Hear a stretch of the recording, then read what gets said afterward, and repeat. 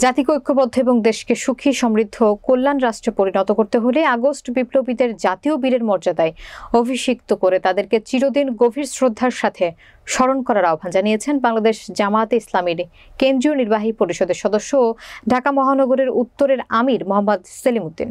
বিস্তারিত দেখুন রাশেদ স্বপনের তথ্যচিত্রে। তারা এখন পরিশুদ্ধ হোক, তারা আগে সংশোধন হোক।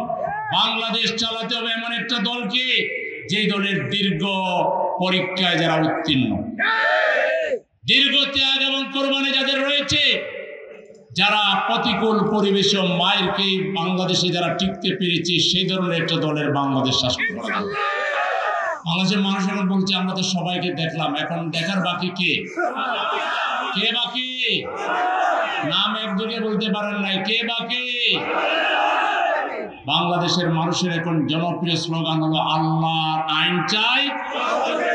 দেখি সবাই একদিকে বলেন দেখি। তিনি শুক্রবার সকালে রাজধানীর তেজগাঁও খেলাঘর মাঠে আয়োজিত কর্মী সম্মেলনের প্রধান অতিথির বক্তব্যকালে এসব কথা বলেন।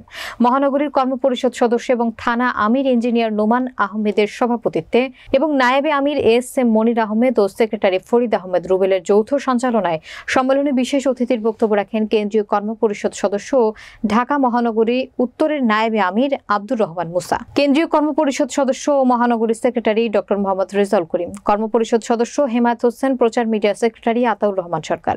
বক্তব্য রাখেন থানা কর্মপরিষদ সদস্য ডাক্তার সৈয়দ তৌফিকুল ইসলাম, আব্দুল হক আলী, আকবর হোসেন, শ্রমিক নেতা শফিকুল ইসলাম, তেজগাঁও কলেজ শিবির সভাপতি ইজাজ আহমেদ, তেজগাঁও থানা সভাপতি খায়রুল ইসলাম সহ অনেকে। সেলিম উদ্দিন বলেন, দীর্ঘ আন্দোলন সংগ্রাম এবং ছাত্র জনতার যুগপুত বিপ্লবের মধ্য দিয়ে আমরা ফ্যাসিবাদ এবং স্বৈরাচার মুক্ত দেশ ও জাতির জন্য আমাদের দায়িত্ব ও কর্তব্য এখনো শেষ হয়নি, বরং আমাদের যাত্রা সবে শুরু হয়েছে। আমাদের এখন প্রথম কাজ হলো দেশের সংখ্যাগরিষ্ঠ মানুষের বোধ, বিশ্বাস, তাহজিব, তামুদ্দন, ইমান, আকিদার ভিত্তিতে জাতিকে ঐক্যবদ্ধ করা। স্বৈরাচারী বিরোধী আন্দোলনে যারা ত্যাগ স্বীকার করেছেন তাদের পরিবারগুলোকে যথাযথ মূল্যায়ন এবং সম্মানিত করতে হবে। কিন্তু দুঃখজনক হলেও সত্য যে অন্তর্বর্তী সরকার আগস্ট বিপ্লবীদের তালিকা এখনো প্রকাশ করতে পারেনি। জামায়াতে ইসলাম ইতিমধ্যে 5 খণ্ডের শহীদের তালিকা ও তাদের সংক্ষিপ্ত জীবনালেখ্য প্রকাশ করেছে, কিন্তু সরকার তা করতে পারেনি। তিনি আগামী 31 ডিসেম্বরের মধ্যে আগস্ট বিপ্লবীদের পূর্ণাঙ্গ তালিকা প্রকাশ করতে সরকারের প্রতি জোর দাবি জানান। অন্যথায় ব্যর্থতার জন্য অন্তর্বর্তী সরকারকে ইতিহাসের কাঠগড়ায় দাঁড়াতে হবে। তিনি আরো বলেন, আগস্ট বিপ্লবীরা জাতীয় বীর ও জাতির শ্রেষ্ঠ সন্তান। তারা দেশ ও জাতির জন্য জীবন দিয়েছে। অনেকেই হাত, পা, চোখ, কান সহ নানাভাবে বিকলাঙ্গ হয়েছেন। কেউ কেউ গুরুতর আহত হয়ে চিকিৎসার অভাবে কষ্ট পাচ্ছেন। তাই তাদের চিকিৎসার জন্য দেশে বিশেষায়িত হাসপাতাল প্রতিষ্ঠা করে শুধুমাত্র আগস্ট বিপ্লবীদের আহতদের চিকিৎসার ব্যবস্থা করতে হবে। এক্ষেত্রে অর্থের প্রয়োজন হলে এবং চাইলে জনগণ অর্থ দিয়ে সরকারকে সাহায্য করবে। এক্ষেত্রে আমরা পিছিয়ে থাকবো না। আর আগামী দিনে যারা ক্ষমতায় যেতে চান তাদেরকে এই বলে জনগণের কাছে অঙ্গীকার করতে হবে, তারা কোরআন সুন্নাহর আদর্শের ভিত্তিতে দেশ পরিচালনা করবেন, অন্যথায় তাদের ক্ষমতায় যাওয়ার স্বপ্ন অপূরণীয় থেকে যাবে। মহানগরী আমির বলেন, আওয়ামী বাকশালী শাসনের প্রায় 16 বছর দেশকে গুম খুনের অভয়ারণ্যে পরিণত করা হয়েছিল। তাই খুনিদের সম্পর্কে দেশের মানুষকে সম্যক ধারণা দিতে হবে।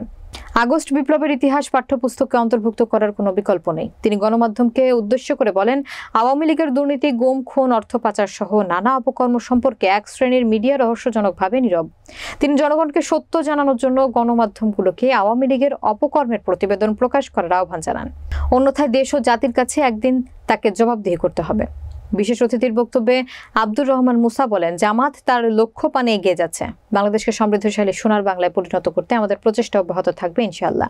বিশেষ অতিথির বক্তব্যকালে ডক্টর মোহাম্মদ রেজাউল করিম বলেন, ছাত্র জনতার তাজা রক্তের মাধ্যমে আমরা দ্বিতীয়বারের মতো স্বাধীনতা অর্জন করেছি। তাদের প্রাণের বিনিময়ে আমরা উন্মুক্ত স্থানে সমবেত হওয়ার সুযোগ পেয়েছি।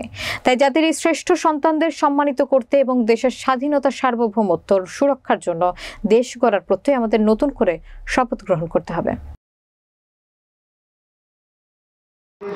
দক্ষিণ থানার জন্য এই ঐতিহাসিক সম্মেলন বাস্তবায়ন করতে গিয়ে গত 2 সপ্তাহ ধরে আমাদের সকল ভাইরা অক্লান্ত পরিশ্রম করেছেন।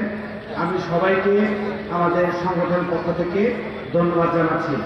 সম্মানিত ভাইরা, আজকে আমাদের প্রোগ্রামের শেষে আমরা গণমিছিল করবার সিদ্ধান্ত নিয়েছি। যেহেতু জুমার নামাজটা অতি সন্নিকটে, আজকে আমাদের গণমিছিলটা আমরা স্থগিত করছি।